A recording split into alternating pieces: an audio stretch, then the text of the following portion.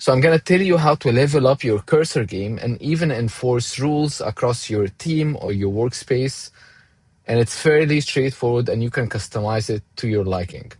So in the root directory of my workspace, I created a .cursor directory and inside it a rules.directory.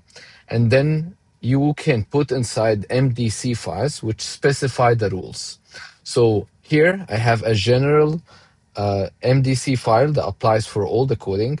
And basically this is the code for it.